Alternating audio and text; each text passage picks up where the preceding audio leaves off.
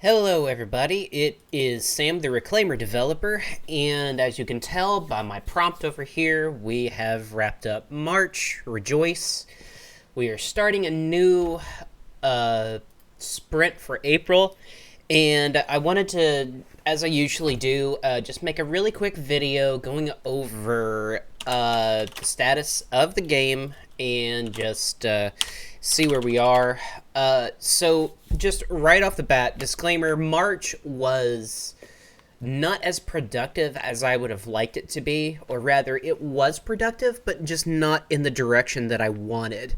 Like, I really wanted this sprint to be mostly focused on the sandbox, as in just having an area where, Adam, the main character, could walk around and, explore and just not be sitting in an infinite void. And unfortunately, in order to do that, it just required some refactoring, or just rather rethinking of how components were laid out. And I will go ahead and show what the status of the game looks like. So, as you can tell, one of the things we did accomplish, we were able to render this infinite grid, and you can see there's some debug visualization tools that we have here as well. So everything that you see aside from the grid is all part of something that I'm calling the player rig. And while this is somewhat Dead Space inspired, I know rig is a term used for like the suit and the health monitors and all that kind of stuff for the character. This is more just like back end, just what I'm calling everything that is tied to player controls. So you would have the character model right here, this little widget that shows his direction vectors, and any cameras that are attached to him and their targets. So in third-person games, a camera target and a player target can be different things. For instance, like in Dead Space or The Last of Us, you can sort of like move the camera around to like look at a scene, but your player can be facing like away from the camera or something like that. So as you can tell, like the line that's going to this little box over here, that's just where the camera target is.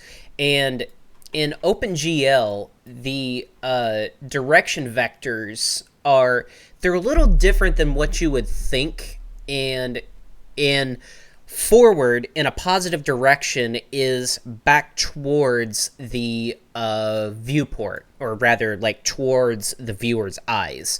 So if you think of like, go back to high school algebra, you have a X and Y grid where positive Y is up, negative Y is down, and negative X is to the left and positive X is to the right. Well, those coordinates are the same, but the Z-axis is just adding depth, and going away from you is the negative direction, and going towards you is the positive direction.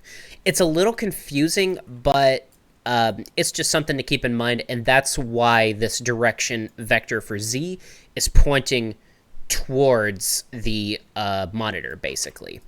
And you can also tell that we've got an extra camera here, and this is what I'm getting at in terms of needing to rethink components, because I mentioned this on stream last night, but the camera was thought of as a rendering component, but instead I decided to think of it as a physics component, because it was essentially like the rendering library was doing way too much. I only want the rendering library to reason about buffers and shaders. That's pretty much it. But it was doing way too much in doing like all of the calculations for the different cameras, and that required a context being like context aware of like what was going on with the physics system, and I really didn't want that going on. So instead, I'll go ahead and jump to the code and sort of show you what I'm talking about. So essentially, I'm trying to replace the rendering camera with a physics camera. So this is the camera we started the sprint with, and so you can tell like these are some things that would be that you would expect a camera to be aware of, right? It has a position, it has a target, and it's got, you know, the front vector and the right vector, the up vector. So essentially just directions, it's orientation, right? And so you've got a horizontal angle and a vertical angle. Well, all of these are already defined in the physics library. So right here, you've got a position, you've got the orientation here, you've got a direction, you have a target. So this is essentially just redefining everything and just duplicating code, essentially. Well, I decided to move the concept of a camera over to the physics system. And so I'll show what that looks like. And you can see like there's just a simple type here. And like, is it debug or the player camera? And so the physics library can reason about like, okay, if I want to create this type of camera, what components does it need? If I want to create this type of camera, what other components does it need? And that's not something that the rendering system should even be aware of. So instead, what I'm planning to replace it with is just a simple, let's see if I can find it, what I'm calling a view component right here.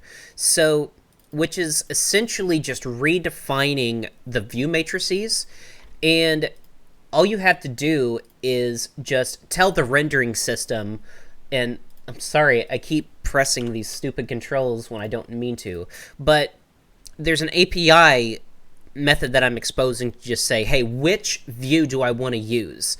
If an entity has a view component, the rendering system will just switch to that view, and all of the calculations for that view are being done outside. So that isn't a system that's completely wired up yet, so really all that there is just this is the representation of what all of those components going through the physics system looks like, and then this one on the right is the rendering system. And it took a little bit longer to sort of think about that in that context. So, like, everything still works, but unfortunately, I'm starting off April just sort of being a little bit behind. But one thing that was added that was pretty neat is something called the Entity Inspector. So essentially, the Entity Inspector is exactly what it sounds like. It's something where I can see all of my entities that I have and select them to see which components that they contain. So, like, this is the one for Adam, and, like, you can tell, like, his direction. So, remember, he's facing away from the positive z-axis, so he's facing in the negative direction. So you can tell, like, right there, his negative direction is basically going that way. And these are the other, like, he's going straight up. And there's other, like, I had a laugh about this, but, like, I can't scale things proportionally, but I can essentially just turn him into a wall right here.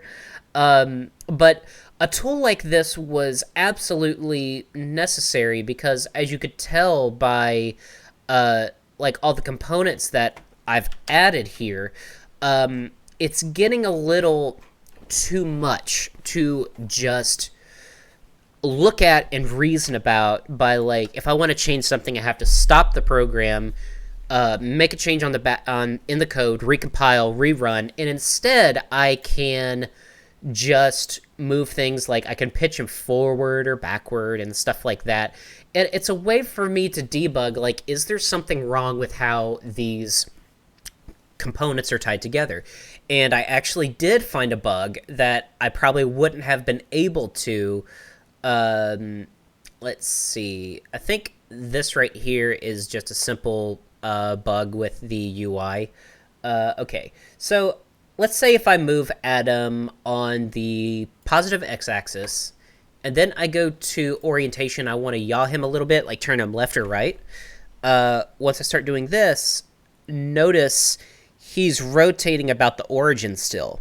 So I think this is just sort of like mixing up the order of transforms here. But this is something that debug tools like this allow you to reason about, essentially. So, like, he's still...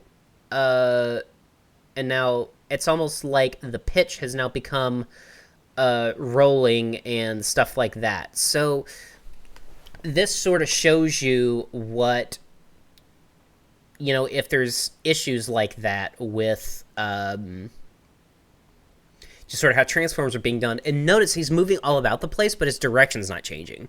So, like, there's some things that we gotta work on in order to, you know, make this a more, like a better experience. And I'm sorry, but I just have to play with this now. So I'm gonna stretch him like that. I'm gonna squish him down. Make him, like, infinitely long.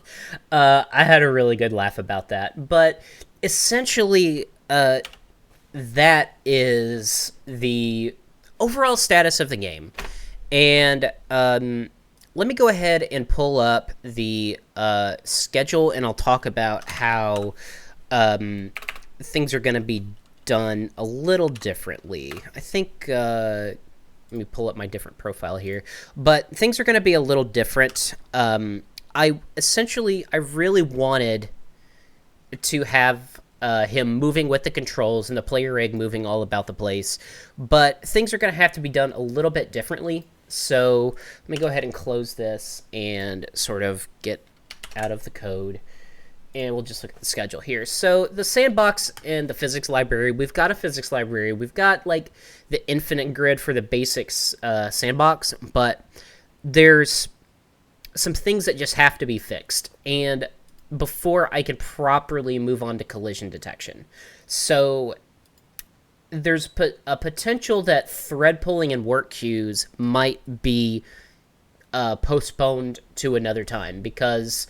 I could easily see these fixes and the collision detection and movement probably taking up April and May. And that gives me June to make sure everything is solid. So we'll see what happens, but I'd rather take the time to make sure everything is done exactly the way that I want it to be before moving on. So, if you're watching, thanks again for sticking around.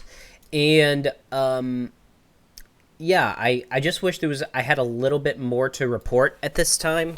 But, it is slowly coming together and actually being, you know, I actually have tools here that I can use to reason about what's going on in the code. And here's another bug right there. So, like, this is supposed to... Y is supposed to be moving up and down, and Z is supposed to be moving back and forth. But we're getting there, slowly but surely, and we're just fixing the problems as they come up. So, at some point, you just got to say, hey, this is enough. I have enough features right now to where I probably don't need to be implementing anymore, and just get everything that's already there, like, as rock solid as possible. So... thanks, everybody, for sticking with me, and I'll see you in the next video.